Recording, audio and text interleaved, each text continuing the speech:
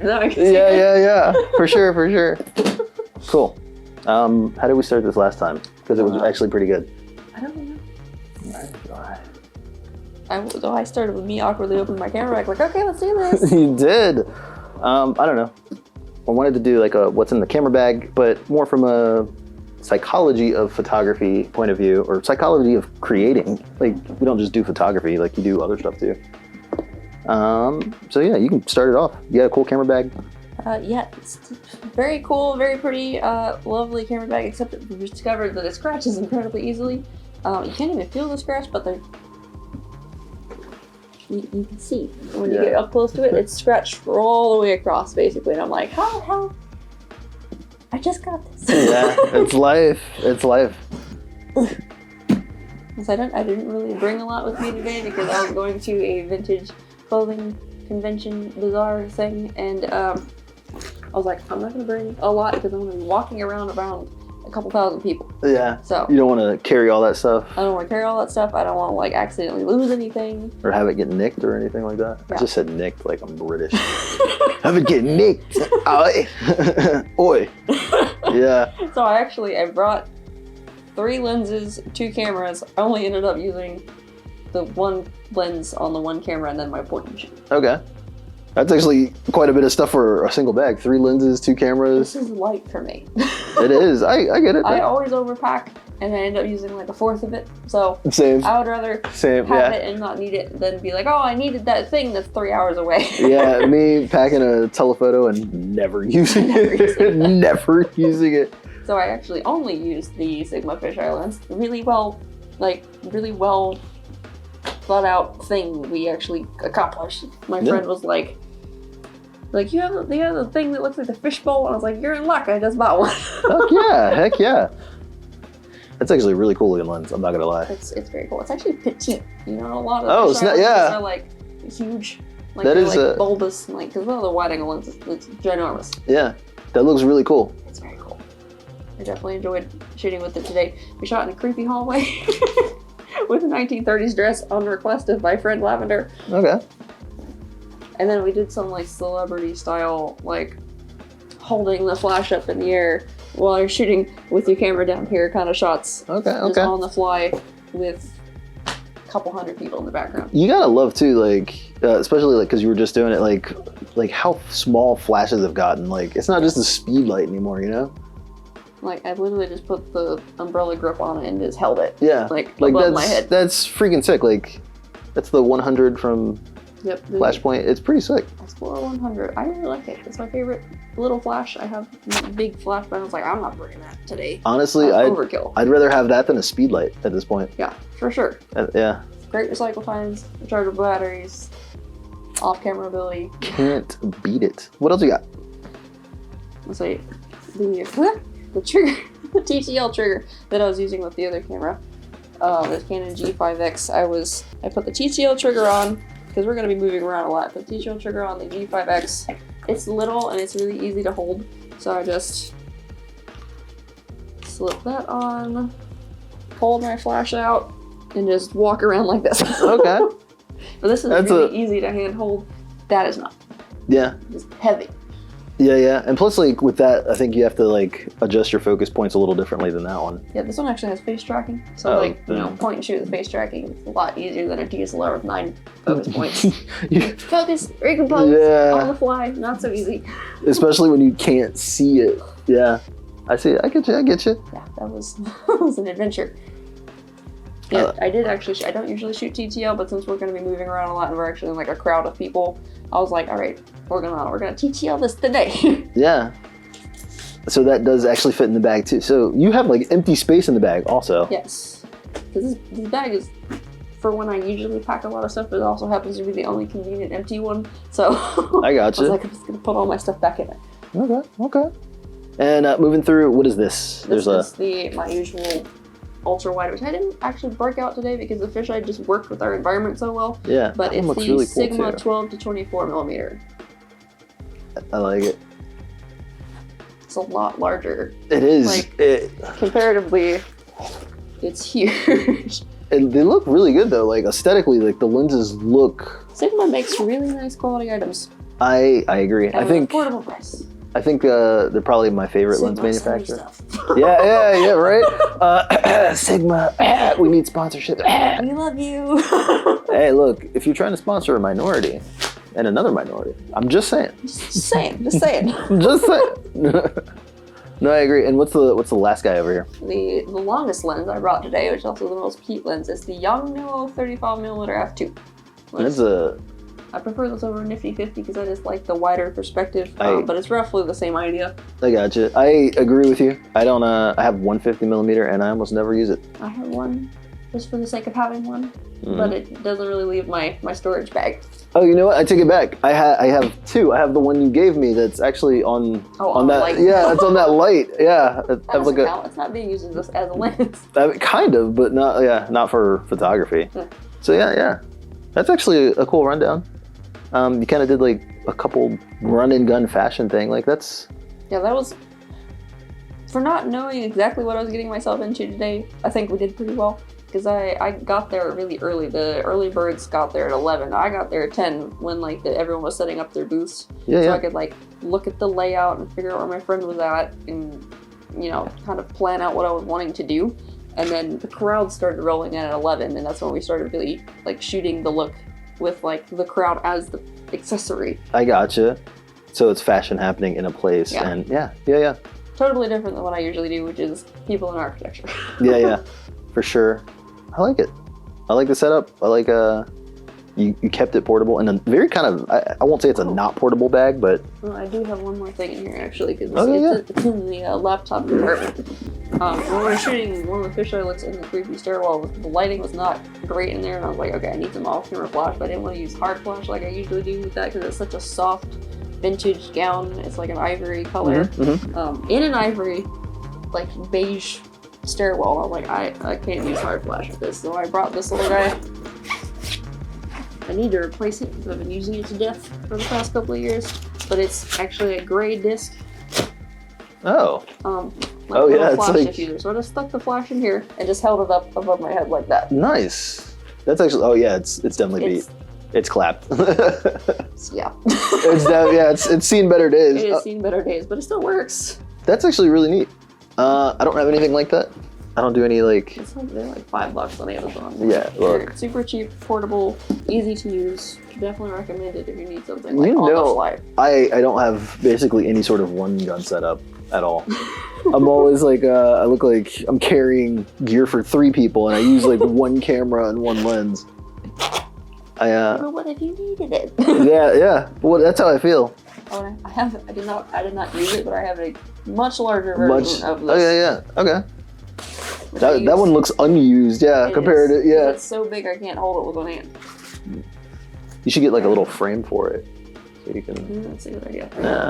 That's more stuff you have to carry, but that's a good idea. I like the bag. I like the setup. I like the run and gun. You don't usually run and gun? I do not. I usually have stands, my usual lighting, beauty dish, big static stuff that I don't want to haul around. Yeah, set up and shoot a little bit, and then move set up somewhere else and shoot a little bit. Yeah. That's what's up. That's how I shoot too. 99% of the time, or inside. Yeah, I don't shoot inside much, but when I do, I have my go-to setup. You should shoot in here. Stays. You should come here one day to shoot, just because it's a terrible space to shoot in. And, I shoot in a shed. This is much better. Yeah. You have a seating space. Not much. But. Mine is it's barn. So like that. True. But I have a non-movable kit. I got this Nanook 935. What's in your bag? It's a lot of stuff. I got it in this cool yellow color, as you can see. That is really cool. It was actually an accident. I wanted it comes in a blue, and it's a royal blue. Yeah. And right before I clicked checkout, it was update sold out. I was what? Literally had it in my cart, and I'm like, yeah, what? Yeah. Oh. So I lost out on it, and I got this yellow, and I'm actually not mad at it though, because the yellow looks like fire rescue or first aid. Mm-hmm. So people will steal, camera stuff, but not typically if they think it's bandages and shit. That's true. Unless they think it's a little defibrillator or something. People will steal that, but hopefully not. It's a really cool case though. It's honestly better than my Pelican case. which It looks really nice. it is. Like, I've kind of scratched it a little bit, but whatever. But yeah, I carry a setup that... I also like that it doesn't flop completely open. Yes. Yeah, I agree. It's got like a stop. Yeah, that's really nice. I have a hard case that opens like that and it just goes full flop. Yeah. And all my stuff goes flinging out of it. It like catapults all the gear out. It's balanced really well. It also has like a removable lid. So if you wanted to set up, so you had like a production table and you wanted to come back to it, yeah, you could take like, it's got like these little that is things. really handy. Right? It had a lot of features that I wasn't prepared for, honestly. Yeah. I was like, oh, okay. But what I typically shoot with, I haven't done a shoot in forever. I've done this, like little videos like these. But I typically take this camera, which is the 6600, but that's filming us, and my photography camera, which is the A7 III. What chunky lens? What is that? It is the Tamron 70 to 180. The telephoto that you don't use. The telephoto that I don't use. It fits really well in the case. Like it looks great. Right in the middle. So like if I drop it or something, it's protected for the most part. But I don't use it. I don't use it. I've used it. Change that. I should probably. You should be like Steve, who only shoots a telephoto. Yeah, that's how I used to be. When I shot DSLR, I shot only telephoto. Everything was, you know, go stand over there and I'll yell directions at you. I jokingly like got a set of walkie-talkies for that situation because I was doing like senior portraits often with a 70 to 200. Oh yeah. And I was like, I'm gonna put a walkie-talkie in your pocket. Yeah. So you can hear me because I'm like 30, 40 feet away. I used to do like the little headset and like just talk to them on speakerphone. There you go.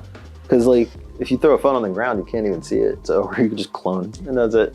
So that one used to be easy for me. But in the country we couldn't do that. We didn't have cell phone service. Oh yeah, true. True. But yeah, that's my two cameras. Then I go into like a collection of lenses that I randomly may or may not use also. I have a lot of kit that I just don't use. What is your go-to lens? Go-to favorite one is actually the one you got me, is this Rokinon 35 millimeter. It's an old Canon manual focus lens that I've attached this adapter to. It's magic though. It is. It's magic. It's honestly the best lens I've ever used. And I think if you shoot mirrorless. If you can focus, like zoom in to focus and have focus confirmation, it's amazing. Because I used it for a couple of weeks and I was like, f1.4 manual focus on a DSLR. Yeah, it's a nightmare. Trying to on an optical viewfinder. I wear glasses, so like that's already like. Yeah, I already can't see. Yeah, I already can't see. That's one of the reasons I use mirrorless though, is because I say it's probably just as bad as yours. And that's not a dig. That's like I literally I can't see. I've had 5 eye surgeries and like I'm supposed to wear. I rely on the autofocus beat. Yeah, yeah. That was me being like But that's my favorite lens, the 35. Then I have a assortment of other lenses. I got the Tamron. I got this other Tamron that I don't use. The other end. The other end of the spectrum, the 17 to 28. They're so aesthetically pleasing though. Like, they're a really pretty lens. It is. It's kind of like pseudo internal focus too, because like you can see the front element moves. Yeah. I wish somebody said that in a review, like, hey, the front element is exposed and it moves, but it's in the barrel, but it's still. But it's still sucking in dust. Yeah, it's still. So I put a UV filter on it, which is only lens I've used a UV filter on ever. Just because I'm afraid it's gonna just be like collecting dirt in there. Actually, I said I don't use it, but I do use it to do a lot of video. Yeah. I take it back. It's probably a good video lens. Yeah, I take it back. I do use it for video because it's right in that range of kind of what you would normally see, I think, for like film. I do like it. I got a couple filters on it. It's cool. It's all right. It doesn't inspire me. See, it's a good wide lens. I had a 17. Was it 17 what? That's a 17 to 28. Yeah, so I had a 17 to 28, 17 to 35, and like a 17 to 40. I sold them all. Yeah. Because it's just not wide enough for me. I feel it. Like it's a wide lens. It's a very wide lens, but not wide enough to be like distorted and weird. Oh yeah, no. Honestly, it doesn't. Surprisingly, like it doesn't have really any distortion. Yeah. It's pretty. It performs optically like almost perfectly, and I think that's what doesn't inspire me. Like I get an image and it's exactly how it looks, and I'm like, That's exactly why I like the fisheye lens. 'Cause Yeah. it's the opposite of what it should be. Yeah, and the lenses. You want bent lines and big foreheads, go for it. Yeah. For me, I think the one thing I like in lenses is when they vignette, and I know like everybody. That's, like, wrong. Yeah, and everybody hates it. And I'm like, this looks fantastic. It's fantastic. The 35-1.4 doesn't vignette though. Yeah, that was like. I can't really. It's not wide enough to vignette really. Like No, it's. You either have to have a wide lens or like you can keep lens. Yeah, yeah. Those are the two things that vignette. It's wide or cheap. Speaking of cheap, the first lens I ever bought when I got my A7 III was this Viltrox 85. It's a pretty cool lens. Honestly, for an 85, it's kind of. I had that when I shot Sony. It was very nice. Yeah, it optically, once again, kind of nice. Like shockingly so. It's super sharp. It is. Colors are good. Not too much chromatic aberration. Yeah. Like you can sing its praises, and it's like, yeah, I mean, yeah. But once again, I'm just kind of like, it's good. It wasn't enough to keep me with the Sony system. That's. Oh yeah, yeah. You know what I will say, and this, I don't know if I've ever said this to you before. Maybe I said it to Steve. But these like low end lenses, and I say low end, like I think I bought this brand new under $400. Mm-hmm. These lenses I think perform better than like mid tier glass did on DSLR. Oh, absolutely.